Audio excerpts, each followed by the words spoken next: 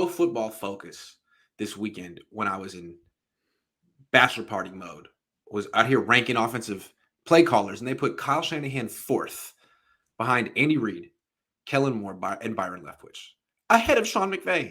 This was a highly controversial list. What was your takeaway?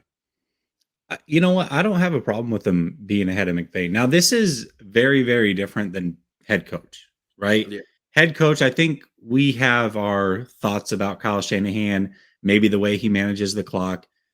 There's a lot of things that go into being a head coach. But when you just talk about an offensive play caller, is he perfect? No. But is he really, really good? Does he deserve to be in the top 3? I believe he does.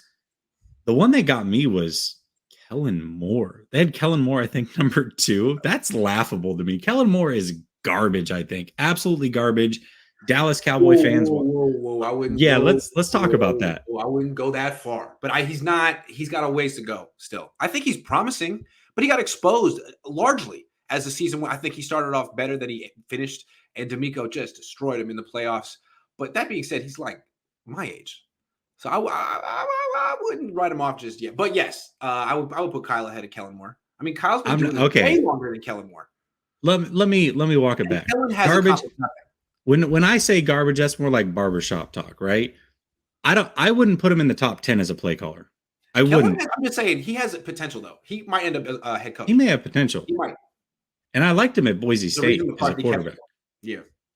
But to me, he's not a top 10 play caller. No, I wouldn't say. I think he's super overrated, and I think Brian Daboll was overrated as well. I don't like the way that Brian Daboll calls plays. I think that he doesn't run the ball enough. And if you look at even Andy Reid, who's a great play caller, I would agree that he's probably number 1. That's another guy that doesn't commit to running the ball and relies a lot on Patrick Mahomes' right arm.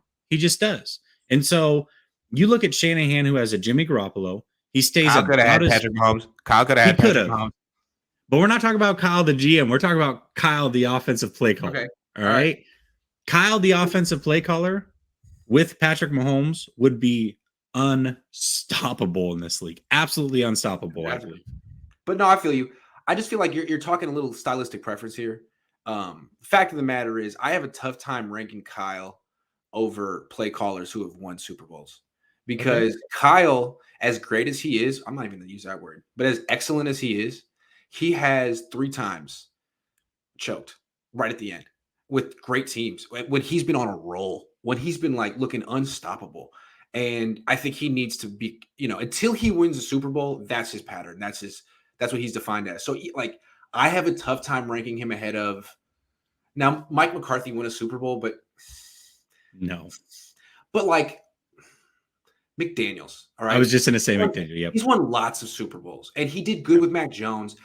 I think Kyle has the potential to be number 1 one day, but he needs to like seal the deal first. I feel like he's the guy at the poker table who keeps getting to the final table but losing. He needs to validate his his potential. I don't know that he's done it yet. Would you put him ahead of Byron Leftwich? Because Leftwich, they had number 3 on that list. See, to me, it's hard to say. Like, how much does Leftwich do? How much game planning does he do, or is it Brady? How much play calling does he do, or is it Brady? Or Arians? I mean, it's very hard to say, and he hasn't been doing it that long. I would probably put Kyle ahead of Leftwich. Again, Leftwich hasn't been doing it that long. So again, there's not that many people I would rank ahead of Kyle, but I would put McVay. McVay just won the Super Bowl. I mean, we're talking legacy a lot right now, especially out here in the Bay Area because Steph just won again.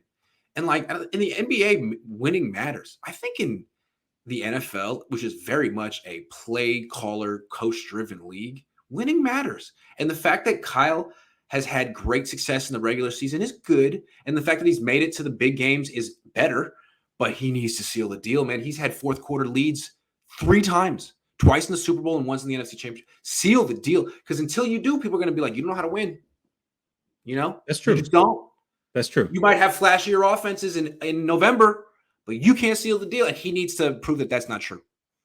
And I agree with that. Yeah. I absolutely agree with that. And I would probably put McDaniel 2 because of that. And I would put Shanahan 3. D'Antoni in the NFL right now, man. Like, I like what you're doing, dog, but you haven't won it all yet. You know what I'm saying?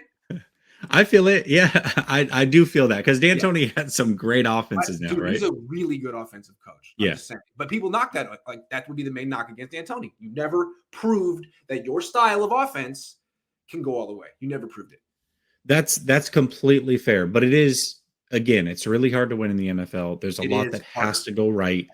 And being the fact, I mean, if Shanahan was just an offensive play caller, I don't know a team. I mean, maybe 2 or 3 other teams would say no to him, but everybody else would be like, yeah, we're firing our guy. And if you want to come here, absolutely, you're here. I think I Dallas, put 4. Tampa. I think I would agree that 4 is the spot for him. I would just put Reed, McVay, and McDaniels ahead of him based just solely on accomplishments.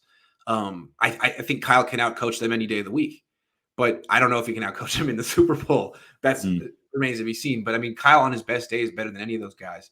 But I would put him 4th, I guess. Because it's like, yeah, Kyle, you know, I mean, he has a long track record, but isn't he kind of similar to Zach Taylor?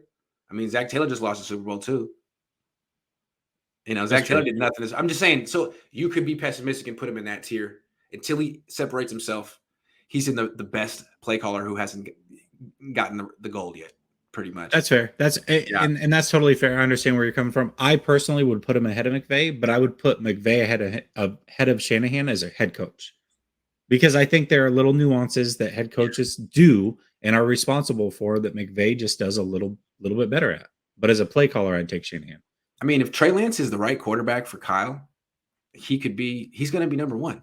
He better be the right quarterback. He's going to win Super Bowls, and he's going to be number 1. I just don't want to crown Kyle prematurely. That's fair. That's because fair. There's so many people that like to do that. For not you, but a lot of people are like, Kyle is the next Bill Belichick. Maybe, but he needs more people saying he's not, because he needs to prove people wrong.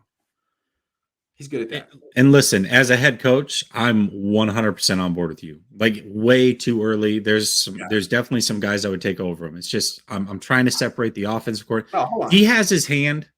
He has his hand in way too much. He has his hand in way too much as a GM, I think. And as a head coach, I think there are some things to be desired. I do think he's improving, but just as an offensive coordinator, I mean, he's specific. What my issue is with him as an offensive play caller, choking.